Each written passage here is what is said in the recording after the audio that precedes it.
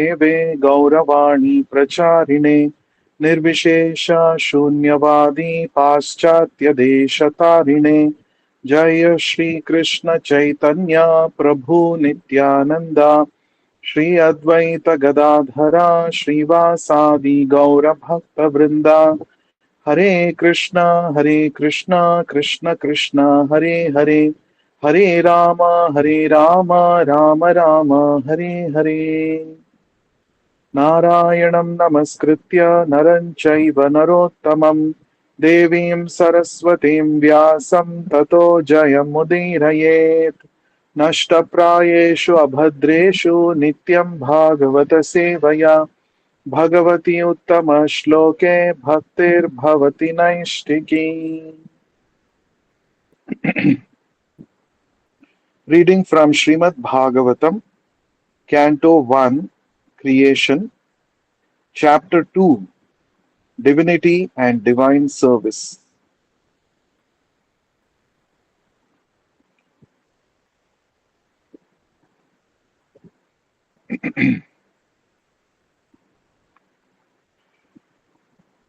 Text, sorry.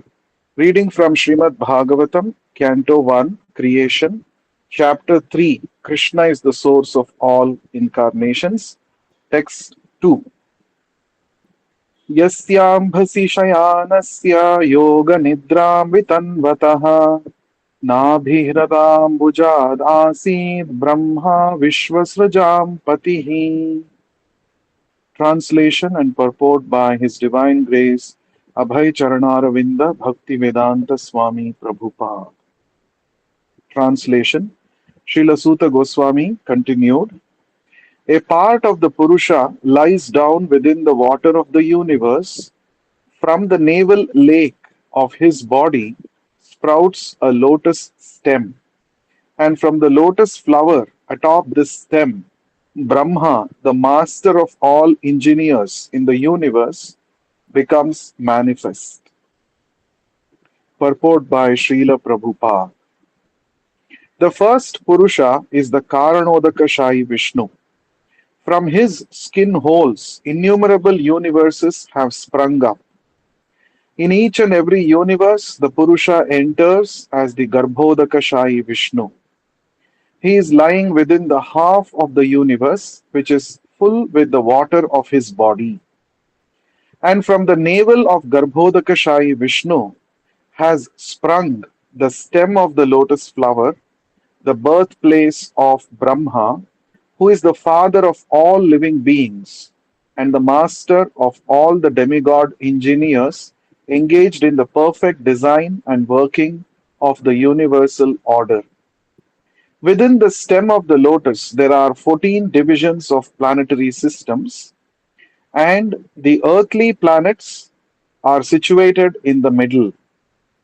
Upwards, there are other better planetary systems, and the topmost system is called Brahmaloka or Satyaloka.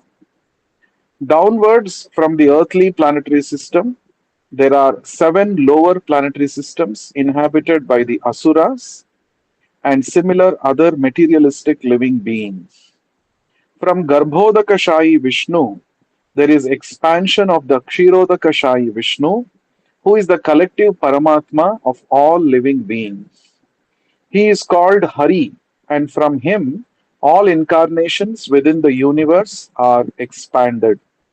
Therefore, the conclusion is that the Purusha Avatara is manifested in 3 features. First, the Karanodakashayi, who creates aggregate material ingredients in the Mahatattva. Second, the Garbhodakashayi, who enters in each and every universe. And third, the Kshirodakashayi Vishnu, who is the Paramatma of every material object, organic or inorganic. One who knows these plenary features of the personality of Godhead knows Godhead properly, and thus the knower becomes freed from the material conditions of birth, death, old age, and disease, as it is confirmed in Bhagavad Gita. In this shloka, the subject matter of Mahavishnu is summarized. The Mahavishnu lies down in some part of the spiritual sky by his own free will. Thus he lies on the ocean of Karana, from where he glances over his material nature, and the Mahat Tattva is at once created. Thus, electrified by the power of the Lord, the material nature at once creates innumerable universes, just as in due course a tree decorates itself with innumerable grown fruits. The seed of the tree is sown by the cultivator, and the tree or creeper in due course becomes manifested with so many fruits. Nothing can take place without a cause. The Karana ocean is therefore called the causal ocean. Karana means causal. We should not foolishly accept the atheistic theory of creation. The description of the atheist is given in the Bhagavad Gita. The atheist does not believe in the creator, but he cannot give a good theory to explain the creation. Material nature has no power to create without the power of the Purusha, just as a Prakriti or woman cannot produce a child without the connection of a Purusha or man. The Purusha impregnates and the Prakriti delivers. We should not expect milk from the fleshy bags on the neck of a goat, although they look like bristly nipples. Similarly, we should not expect any creative power from the material ingredients. We must believe in the power of the Purusha who impregnates Prakriti or nature. Because the Lord wished to lie down in meditation, the material energy created innumerable universes at once. In each of them, the Lord lay down, and thus all the planets and the different paraphernalia were created at once by the will of the Lord. The Lord has unlimited potencies, and thus he can act as he likes by perfect planning, although personally he has nothing to do. No one is greater than or equal to him. That is the verdict of the Vedas. Thus ends the Bhakti Vedanta purport. So we are seeing the second Purusha avatara described in this second shloka. Yasyambhasi shayanasya. Yasya, whose, ambhasi means water, in the water.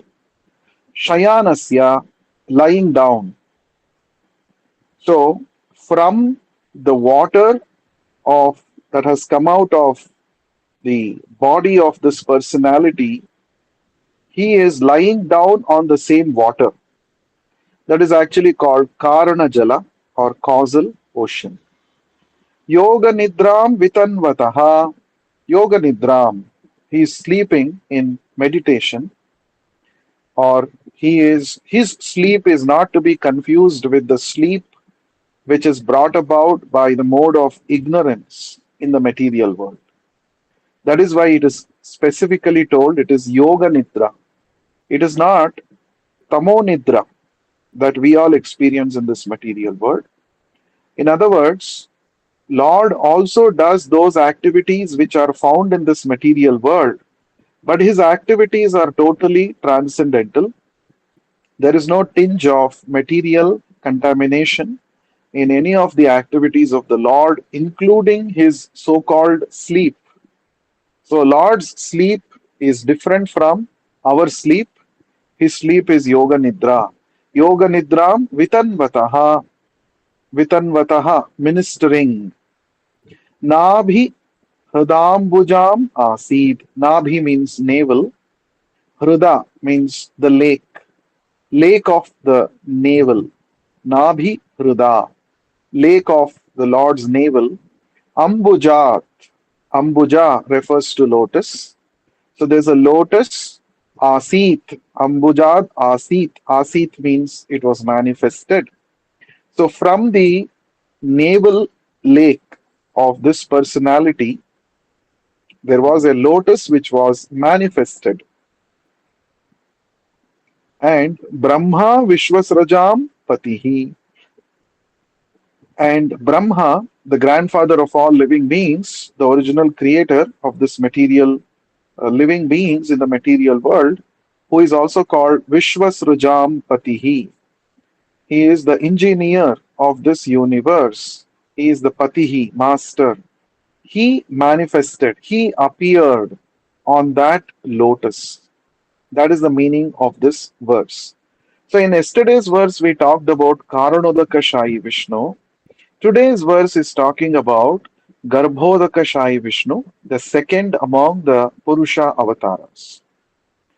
Now, one thing we must understand, we may think that the Lord's activities in Vrindavan are so relishable and they are transcendental, and we should only hear those activities of the Lord.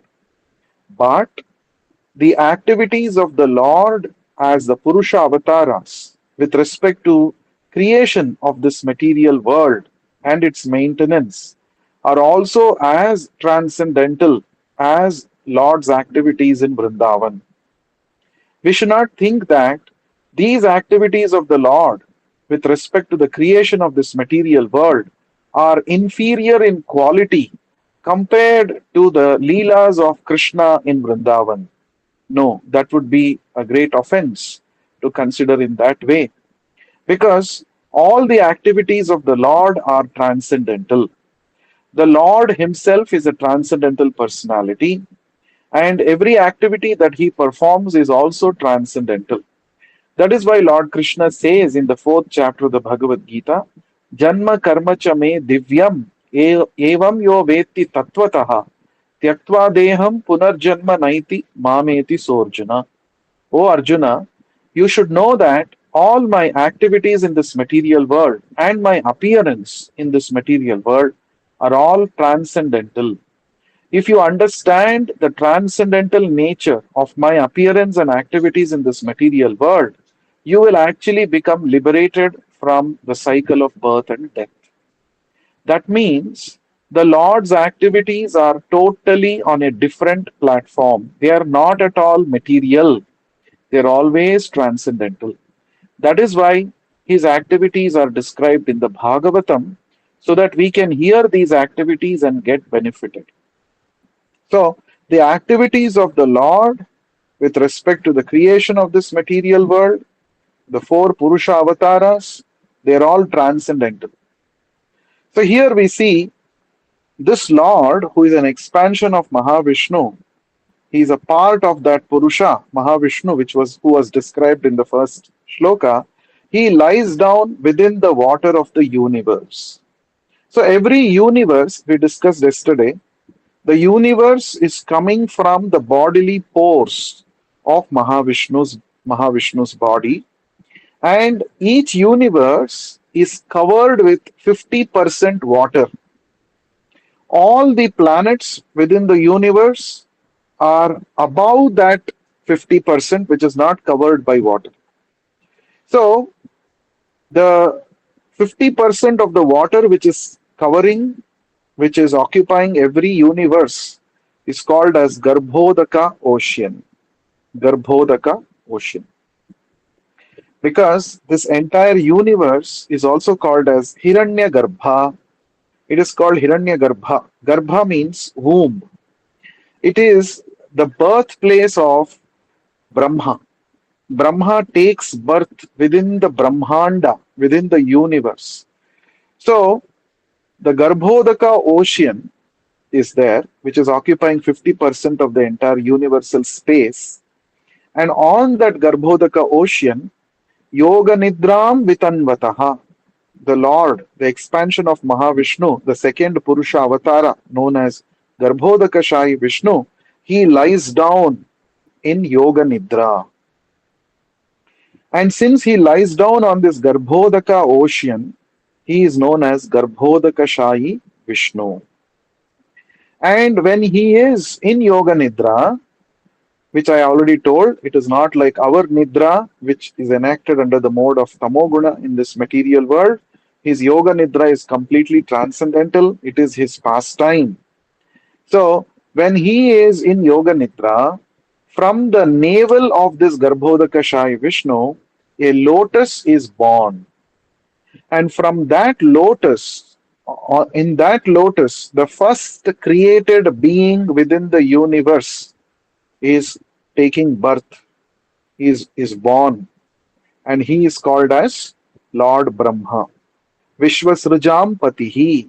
He is the engineer of this universe. He is the master of all the engineers in the universe. So, Srila Prabhupada explains, in order to create Brahma, the Supreme Personality of Godhead, Lord Narayana, Vishnu, he does not take the assistance of Lakshmi Devi, who is just there at his lotus feet, who is massaging the Lord's lotus feet. He is not taking help from Lakshmi Devi. He is producing Brahma by himself without any dependence on anyone else. Now, this is God. This is omnipotency of the Lord. In the material world, when uh, a child is born, the child is born in any species of life because of the father and the mother together. They cooperate together, and by their combined efforts, a child is born. Whereas the Lord is always transcendental, he is beyond the laws of material nature. Just by his wishing, from his navel, a lotus is born, and Lord Brahma comes out in his navel, in this lotus. So, therefore, Lord Brahma is also called as Swayambhu. Swayambhu means one who is born by himself. He is not created in the sense how our bodies are created in this material world. He is not created in that way. He is appearing just by the wish, by the will of the Supreme Lord Vishnu. Therefore, he is called Swayambhu. He is also called as Atma Yoni. Brahma is called Atma Yoni. Why he is called Atma Yoni? Because Atma, the Supreme Personality of Godhead, the super soul of the entire universe, gave birth to this particular personality. Therefore, he is called Atma Yoni. He is also called as Aja because Aja means unborn. He is not born the way all the living entities are born in this material world. Therefore, he is called Aja. These are all the different names of Brahma. Brahma himself means the great personality. Brahma means one who is great. He is great. As it is said here, Vishwasrajam Patihi. He is the master of all the engineers or creators within this material universe. And Brahma, when he was born from the lotus flower, which sprung from the navel of Garbhodakashai Vishnu, Lord Brahma could only see darkness everywhere. He could not see anybody except himself and the lotus flower on which he was seated. He only saw darkness.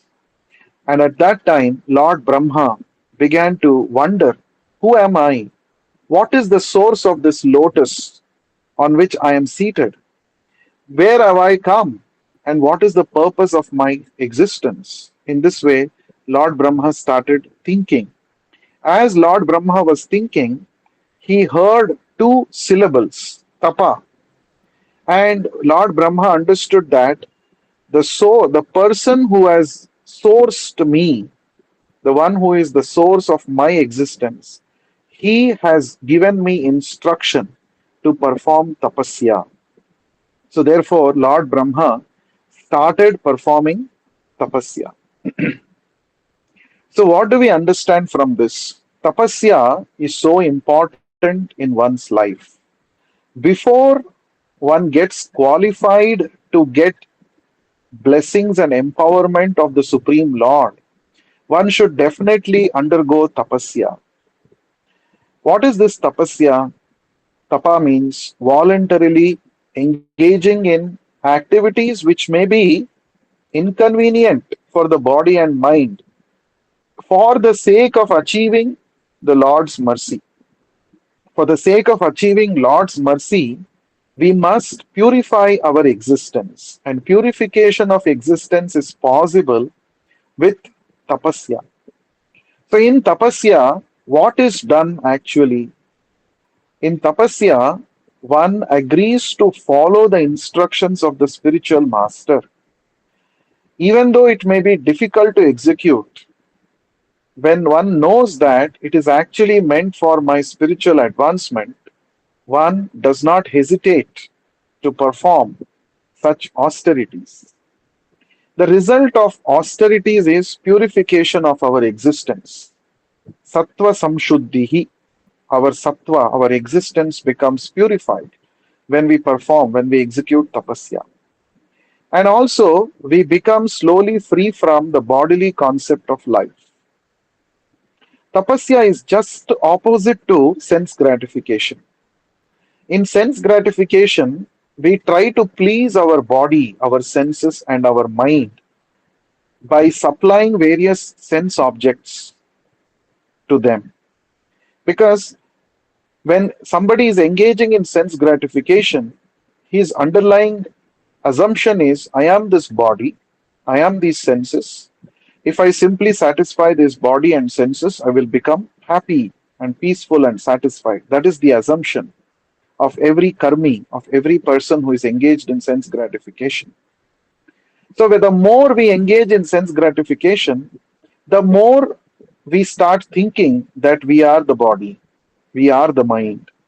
So, the bodily concept of life gets reinforced every time we engage in an act of sense gratification. And very slow and gradually, what happens is we totally forget all the spiritual knowledge and realization. As Krishna says, this kama, this desire for sense gratification, is jnana vijnana nashanam. It destroys jnana, knowledge, and vijnana, realization of the knowledge. Both are destroyed when one engages in activities of sense gratification. That means one becomes more and more implicated in bodily concept of life. One forgets about one's constitutional position.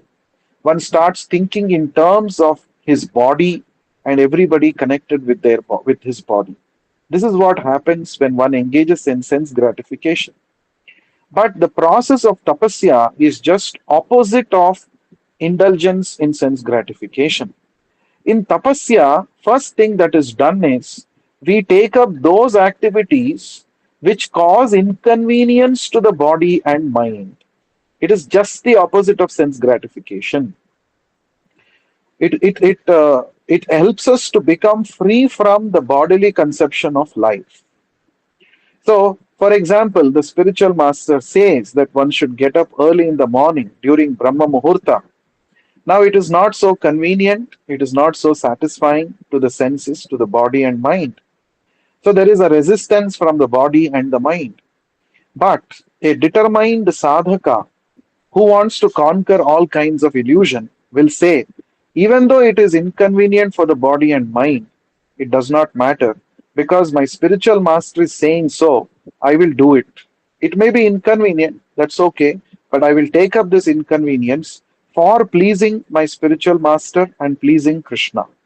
This is the principle of tapasya.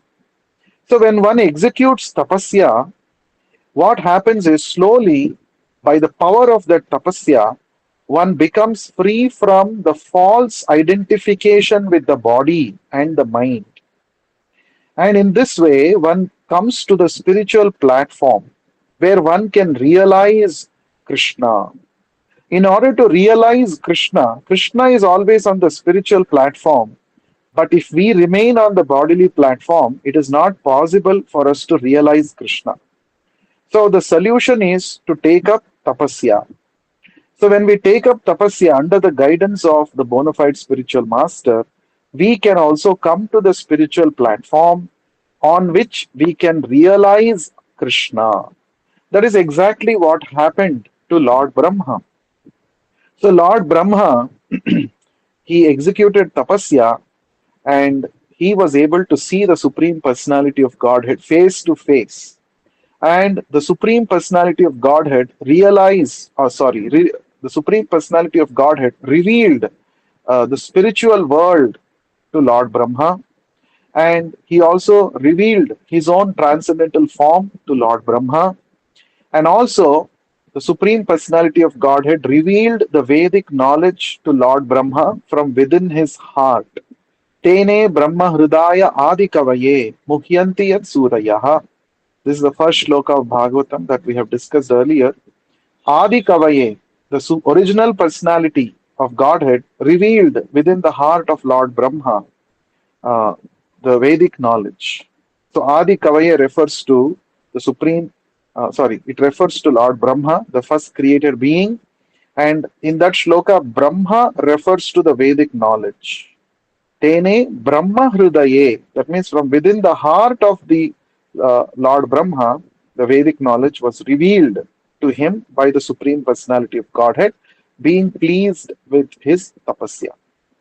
So, tapo divyam putraka yena shuddhyet sattvam. This is the instruction given by Rishabhdeva to his 100 sons in the fifth canto of Bhagavatam. You will find this. So, why should we engage in tapasya? So that our sattvam existence becomes shuddhihi, becomes purified. Our existence becomes purified only when we execute tapasya under the guidance of a bona fide spiritual master. So, Lord Brahma performed tapasya under the guidance of the Supreme Personality of Godhead, who acted as his spiritual master. So, here, another thing that is explained is the stalk of the lotus flower, which sprung from the navel of Garbhodakashayi Vishnu, within that stalk of that lotus flower, all the 14 planetary systems exist. The 14 planetary systems that we see in this material universe. Each universe has got 14 planetary systems, and they are called Chaturdasha Bhuvana, Chaturdasha Loka, 14 planetary systems.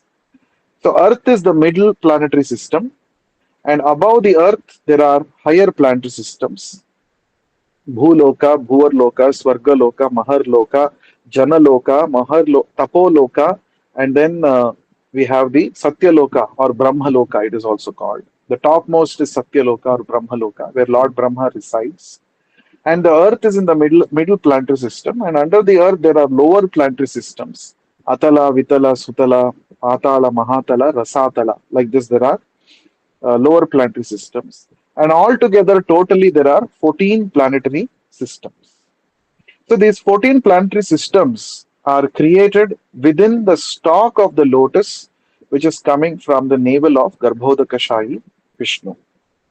Now, why these different planetary systems are created? That is because different kinds of living entities who have got different consciousness, they have been accommodated in different planetary systems by the Lord. So there are different people who have got different kinds of consciousness. Based on the elevation of their consciousness, they have been accommodated in different planetary systems. And that is why there are different planetary systems existing. So Krishna says about this in the Bhagavad Gita, 14th chapter, when he talks about the three modes of material nature.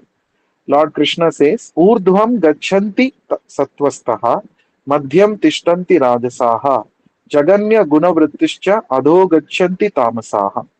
So he says, those who are elevated in the sattva guna, those who develop sattva guna, they are promoted to higher planetary systems.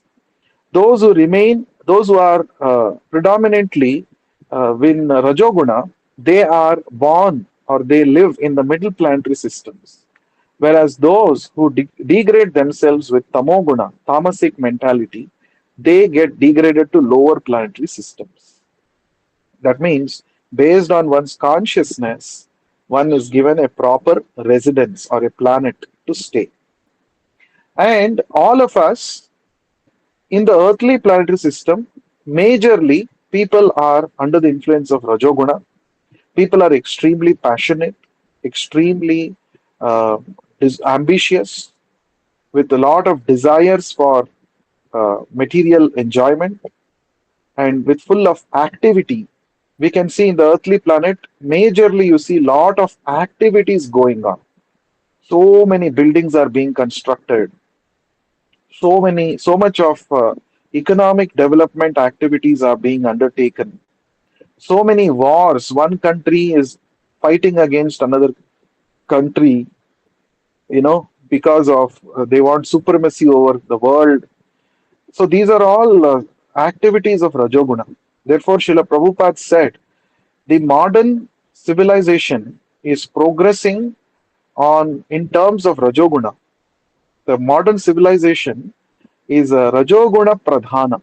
It is predominantly under the influence of Rajoguna, because Rajoguna means so much of desires, so much of activities to conquer the other personality, other people, and all such things. That is what is happening in the modern civilization, right? So, Rajoguna means passionate, creative, and as we have already discussed in the previous session, Lord Brahma is in charge of the Rajoguna because he is supposed to do the creation within the universe. He is supposed to fill all the 14 planetary systems with suitable living entities. And so he creates different bodies for these different kinds of living entities. So, from the Bhagavatam, we understand that the living entities exist in all kinds of planetary systems, in all kinds of environments. It's not that life exists only on Earth, life exists everywhere in all the planets, and there are 14 planetary divisions. And our earthly systems are just one of those 14 planetary divisions. So it is foolish to assume that life exists only on our planet called Earth, just because we have observed only this planet called Earth and there is life thriving here. Therefore, we say life exists only on this Earth. No, life exists everywhere. Otherwise, why will the Lord create 14 planetary systems and keep all the planetary systems except Earth empty? What is the funda in this?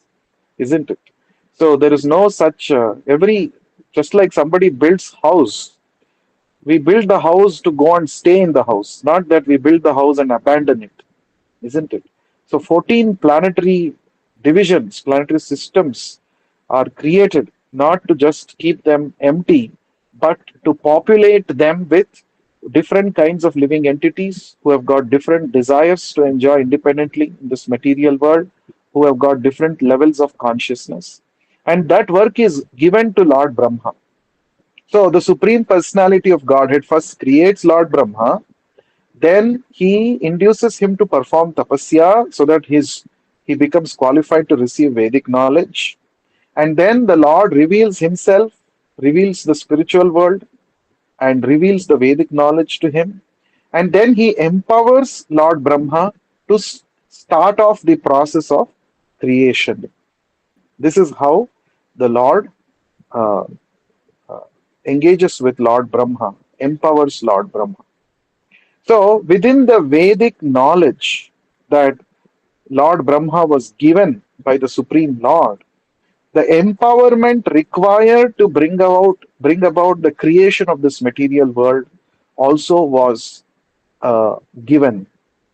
So, from this, what do we understand? Whenever we receive instructions from the spiritual master, if we are sincere, along with the instruction, we also receive empowerment by the spiritual master to carry out those instructions, to carry out those orders.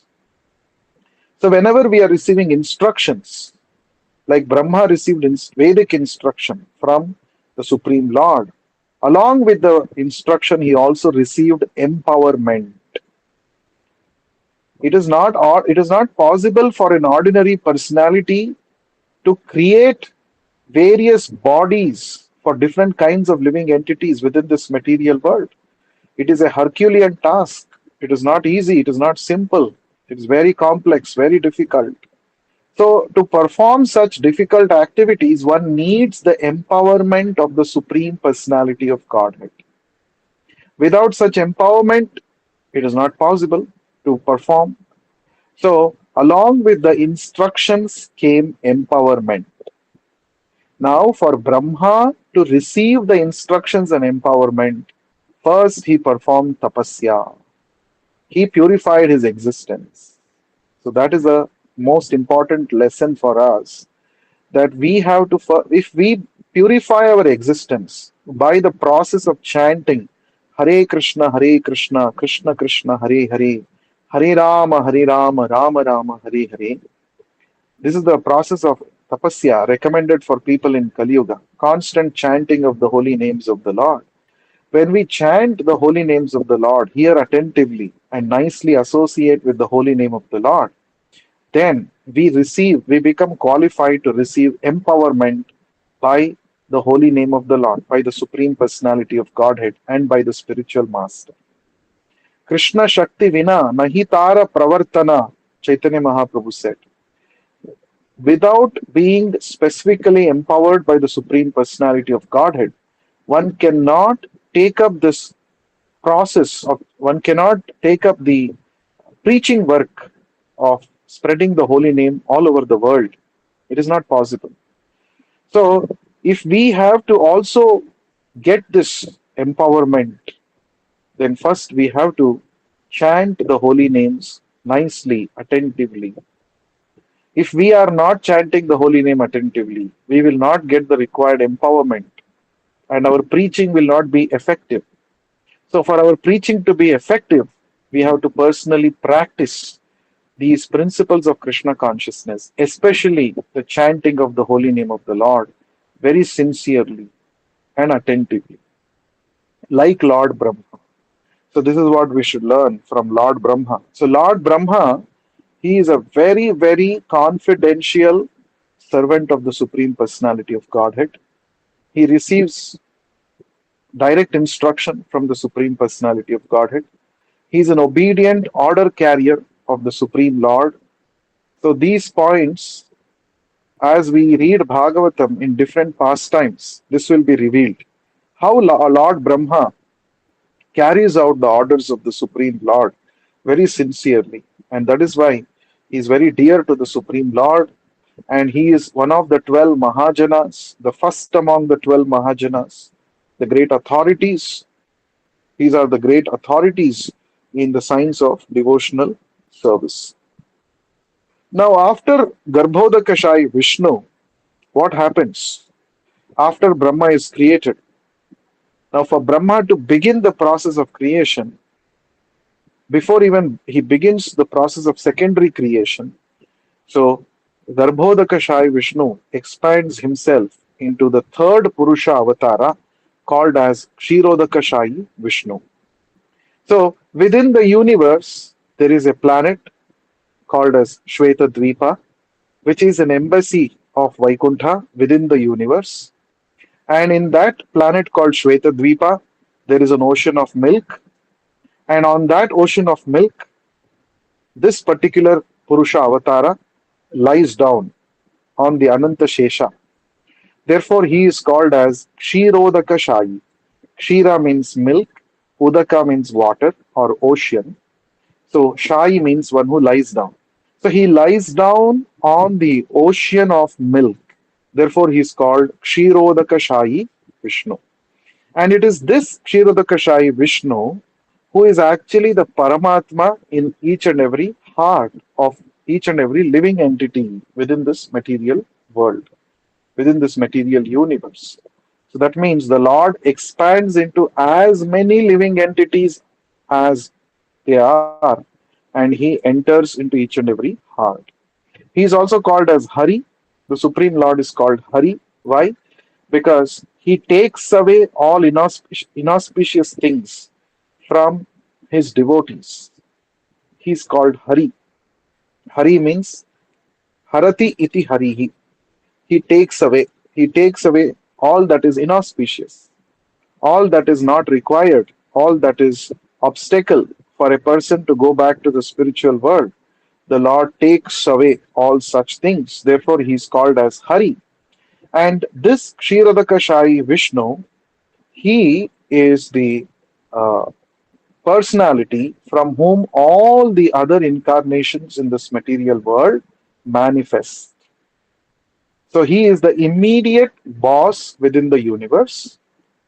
And Lord Brahma also He reports to Kshirodakashayi Vishnu, though his source is Garbhodakashayi Vishnu, but he reports to Kshirodakashayi Vishnu. Whenever there is any difficulty in the material world, in that particular universe, Lord Brahma, accompanied by all other devatas, they go to the shore of this Kshirodaka ocean, and Lord Brahma offers prayers to the Lord, and the Lord gives directions as to what should be done. So it is this personality, Kshirodakashai Vishnu, from whom all the incarnations within the universe are manifested or expanded. So that is the meaning of. So we have understood that there are three Purusha avatars. Now Prabhupada quotes elsewhere from the uh, Tantra, Satvika Tantra, Prabhupada quotes, where he says, that quote says, the shloka says, one who knows these three Vishnus, he is liberated. One should know who are these three Vishnus, what is their positions, and what are their activities. That is Karanadakashai Vishnu, who creates the aggregate material ingredients in the Mahatattva.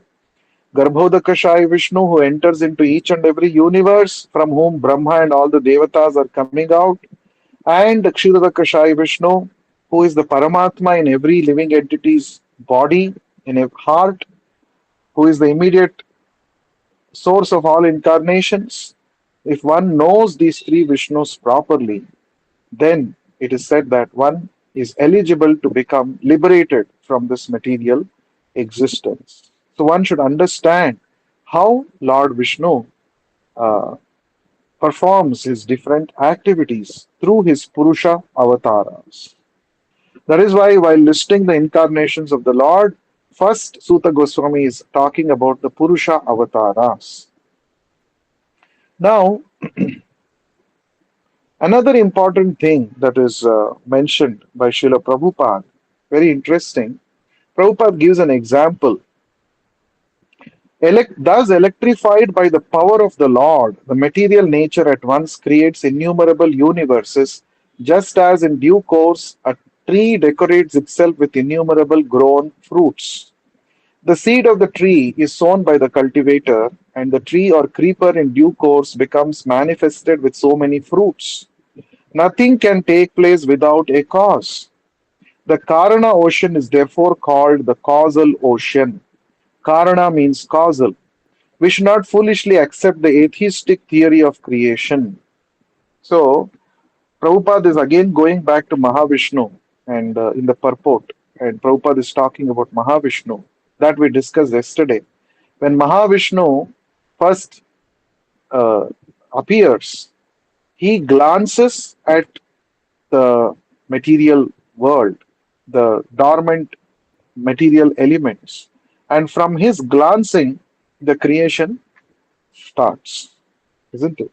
That means there has to be a cause for everything. Nothing can happen by chance. That is the point that Prabhupada is bringing out here. So, nothing can happen by chance. The chance theory, that Big Bang theory that people talk about, even for the Big Bang to happen, what triggered that Big Bang? There must have been some force which triggered that Big Bang. That original force is the glancing of Mahavishnu. So we should not get carried away by the atheistic theories offered by so called scientists and scholars.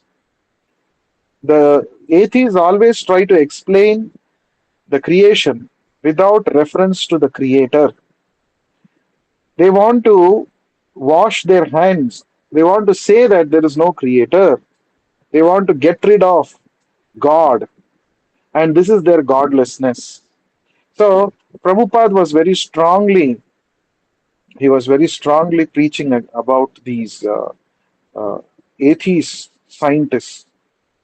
Prabhupada is not against scientists, but Prabhupada is against the atheistic ideas propagated by these scientists. Because these scientists are well known, they are popular, they are leaders in the society. Whatever they say, common people follow, common people agree.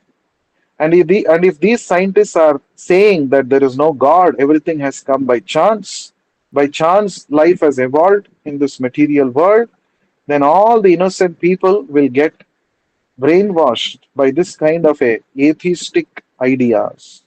This makes them even more godless. So Prabhupada was heavily talking against such atheistic ideas propagated by the so-called scientists. So Prabhupada said real scientist is one who actually knows things as they are. A real scientist does not use the word maybe, perhaps, could be, by chance. No, he doesn't say all such things. A real scientist knows the fact as it is. And he says, yes, God is the source of all existence. Our ability to perceive things, investigate truth is very limited. And with this limited vision, with this limited ability, we cannot know everything about this creation, about how this creation came up. It is not possible for us to figure out. So, therefore, we have to accept the authority of Lord Brahma. Lord Brahma has directly received knowledge from the Supreme Personality of Godhead. He is the first created being. So he is telling that Ishvara Parama Krishna Satchidananda Vigraha Anadiradir Govinda Sarvakarana Karanam. So Lord Brahma is telling us this. The original Ishvara controller is Krishna, and Krishna is not formless. He has got a personal form which is full of knowledge, full of bliss. It is eternal. How did Brahma know? Because the Supreme Lord appeared before Lord Brahma, pleased with his tapasya. He revealed himself to Lord Brahma. So, therefore, from his experience, Lord Brahma is telling all of us that God is not formless. God has got a beautiful form, Satchidananda Vigraha. And he is Anadi. He has no beginning. But he is Adi. He is the beginning of everything. The first created being is Brahma, and Brahma was created by the Supreme Personality of Godhead. Therefore, he is Sarva Karana Karanam. He is the cause of all causes. This version we have to accept because it is told by the Supreme Personality of Godhead by experience, by his personal real. It is told by Lord Brahma by his personal realization, isn't it? Now, on the contrary, the modern theory, the speculative theories about how life came on earth, when we study such theories, we see that they say man has evolved from monkey because both man and monkey have common genes, they have common characteristics. Therefore, man has evolved from monkey. This is their theory. Now, if that was the case, then why are monkeys and men existing together at this point of time? If man is an improvised version of monkey, monkey has evolved into man by the plan of nature. If that was the truth, then all monkeys should have got transformed into people, into human beings today. But we see both monkeys and men are coexisting. So, this is simply a speculation of the scientists. It is not the absolute truth. So, therefore, the first created being is the most intelligent personality, Lord Brahma, not a monkey or not an ape. So, that we have to understand. So, Prabhupada is further saying another interesting thing that Prabhupada says here is Ajagala Sthana Nyaya. Nyaya means logic. So, nature cannot produce, uh, cannot create on its own without the intervention of the Supreme Personality of Godhead. So, to explain this point, Prabhupada is giving an example. Ajagala Sthana. Aja means goat, Gala means neck, Sthana means breastly nipples. You might have seen for some goats, for the goats near the neck, there will be uh, breastly nipples, nipple like structures present there. If one goes to milk those structures, one will not get any milk. It is just there. It cannot give you milk. So, in the same way, Prakriti is not the real creator. Prakriti has no power to create without the power of the Purusha. Hmm? That's what Prabhupada is saying here. Just as a woman cannot produce a child without connection with a man. So, when the Purusha impregnates, the Prakriti delivers. So, this again, uh, one of the atheistic theories put forward by so called scientists who say that nature has produced everything, nature is the cause of everything, Prakriti is the cause of everything. No, Prakriti is an instrument in the hands of the Supreme Lord. Without Prakriti, without the Lord's connection, without the Lord's impregnation, Prakriti cannot deliver living entities. It is not possible. So this is called Ajagala Sthana Nyaya, the logic of the nipples in the neck of a goat. So the nipples in the neck of a goat are ineffective in giving us milk. In the same way, Prakriti, however powerful it may appear to be, on its own cannot create life. Life has to come from the Supreme Personality of Godhead who impregnates Prakriti and Prakriti delivers. So this is what Krishna also says in the Bhagavad Gita. Tasam Brahma Mahadyonir Aham Beja Pradak Pitaha. Krishna says this in the 13th chapter. This Brahman, it is also called Prakriti. It is the Mahadyoni, it is the womb, and I impregnate this womb with the living entities. And the Prakriti delivers different kinds of bodies, produces 84 lakh species of life, of living entities. But I am the seed giving father, Krishna says. So the seed giving father, Purusha, is Krishna, and Prakriti manufactures the bodies of these 84 lakh species of life, and then the life comes into existence. So I suggest you should all read this book by Srila Prabhupada, which is very interesting. It is called Life Comes from Life. In this book, Prabhupada presents various logical explanations to defeat the atheistic theories which say that there is no God or life has come from matter. All such theories are defeated, debunked by Srila Prabhupada in his morning walk conversations. So please read this. Life comes from life. So, uh, with this, we come to the end of today's session. Any questions or any comments by anybody before we close? One doubt, Prabhu. Like, Yes, how Tarun. are Mahajanas decided, Prabhu?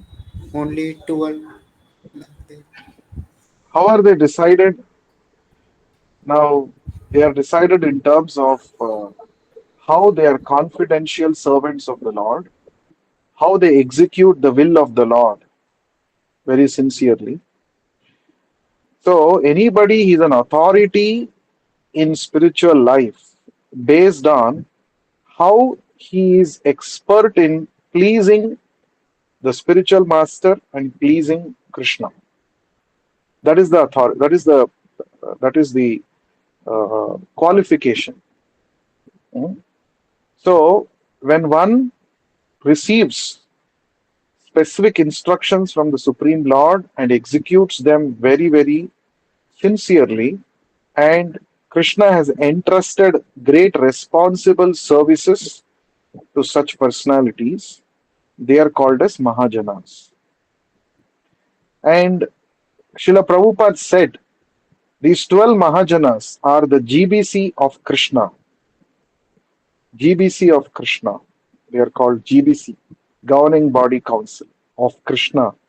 How Krishna runs this material world, That is through these Mahajanas, their activities. Hope that answers your question. Another question that And is, like yeah, like Srila Prabhupada also uh, he also executed Krishna's like uh, mission. orders well, right? Like Yeah, orders with sincerity. Like Prabhupada also can be Mahajana, no Prabhu. Like how yeah, is definitely, definitely. Now, so far, whatever we are reading Bhagavatam, it describes 12 Mahajanas. In the future, Prabhupada's activities, his travel to the Western world, his preaching Krishna consciousness all over the world, Hmm. and all these things will all be described in the future versions of Bhagavatam. Okay. Huh? So, there, Prabhupada definitely. So, another thing is, a Mahajana never contradicts another Mahajana. A Mahajana always follows the previous Mahajana.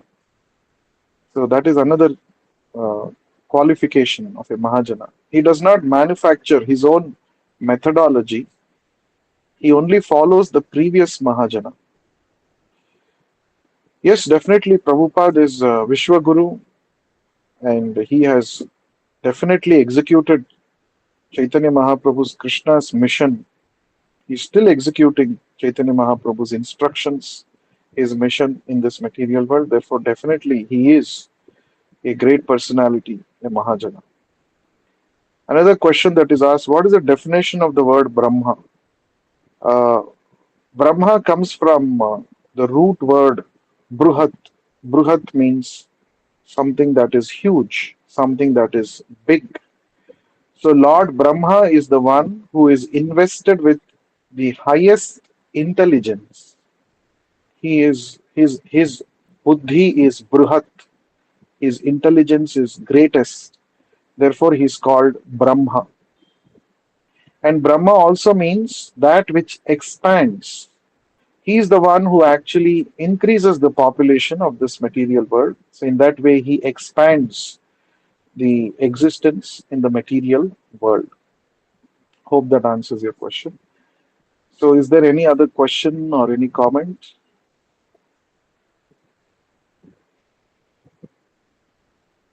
Okay, thank you very much for your time. We shall meet again in the next session. There are many more interesting verses describing the various incarnations of the Supreme Lord. We shall be discussing them in the coming sessions. We'll stop here. Granthara Srimad Bhagavatam ki jai, Jagat Guru Srila Prabhupada ki jai. Hare Krishna. Hare Krishna Prabhuji. Thank you. Dandavat Pranam. Thank you,